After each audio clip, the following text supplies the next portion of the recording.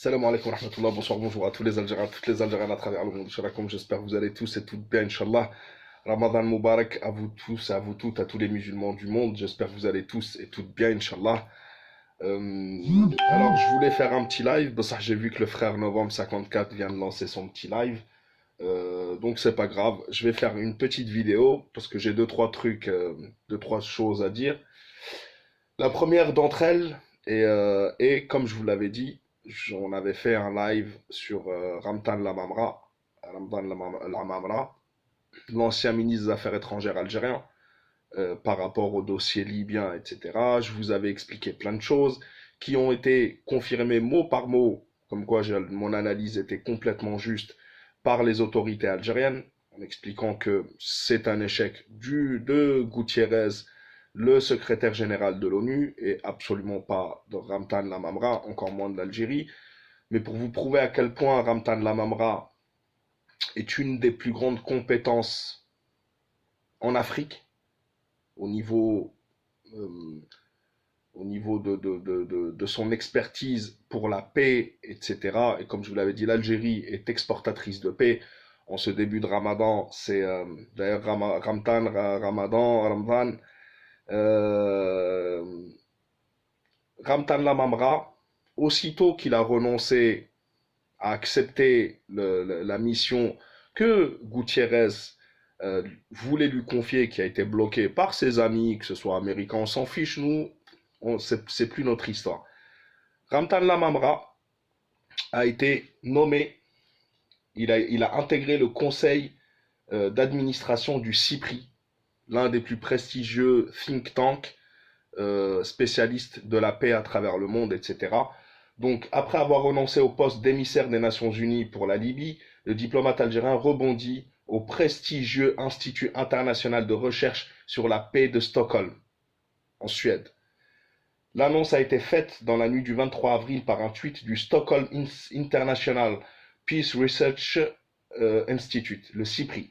Ramtan Lamamra, ministre algérien des Affaires étrangères de 2013 à 2017, intègre le conseil d'administration du think tank suédois spécialisé dans les questions d'armement. Je suis honoré et heureux de faire partie d'une telle équipe, a commenté le principal intéressé. Il est le seul représentant africain à la direction du CIPRI.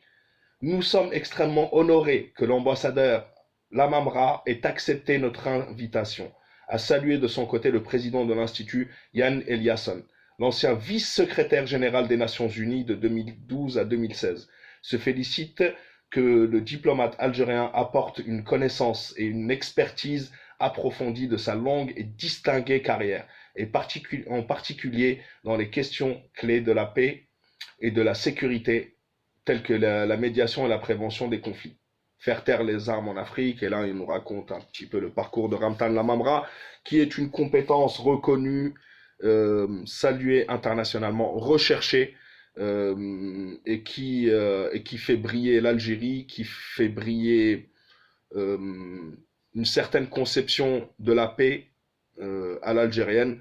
Et nous sommes heureux, et c'est pour faire taire les mauvaises langues qui pensent que c'est Ramtan Lamamra, il n'était pas en recherche de poste. La preuve, il peut intégrer n'importe quel prestigieux think tank ou n'importe quel prestigieux poste à travers le monde, car c'est une compétence reconnue et c'est fait pour faire taire les mauvaises langues qui voulaient l'attaquer. Deuxième petit sujet, on a vu beaucoup l'Occident avec à sa tête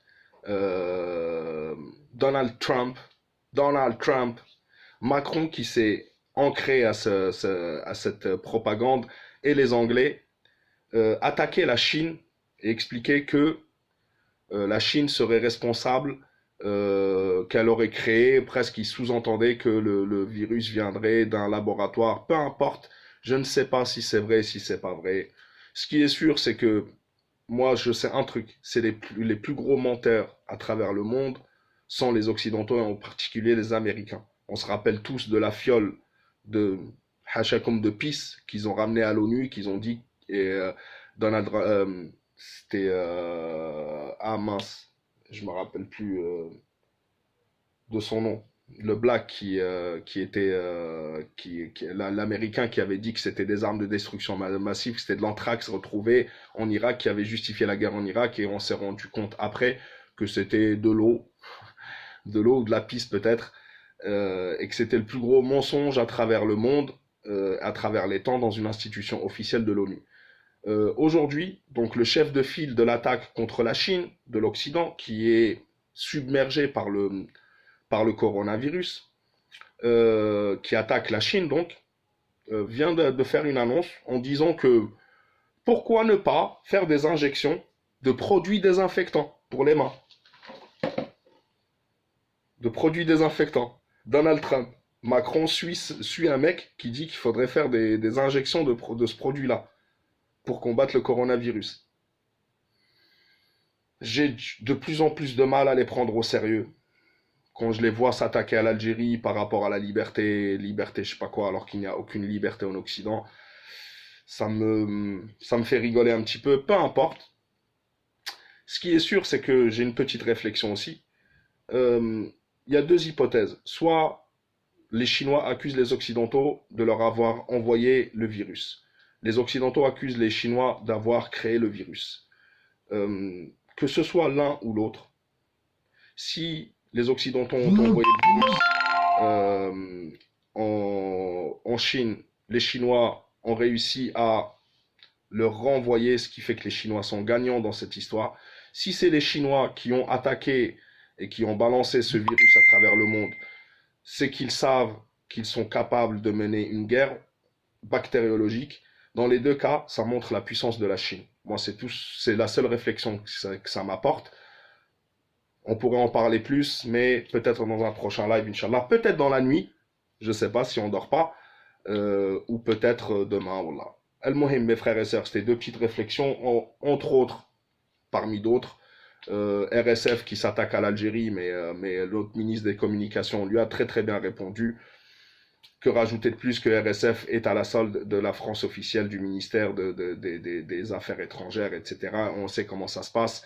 C'est l'expression, selon notre ministre des Communications, du soft power français. Chacun le prend comme il veut. En tous les cas, je suis fier de cette nouvelle Algérie qui ne se laisse pas faire par la France et qui répond coup par coup. Assalamu alaikum wa rahmatullah. La patrie ou la mort, nous vaincrons à la prochaine, Inch'Allah. Ramadan Mubarak à vous tous et vous toutes. Sahaf torkum, sahas horkum et à la prochaine, Inch'Allah.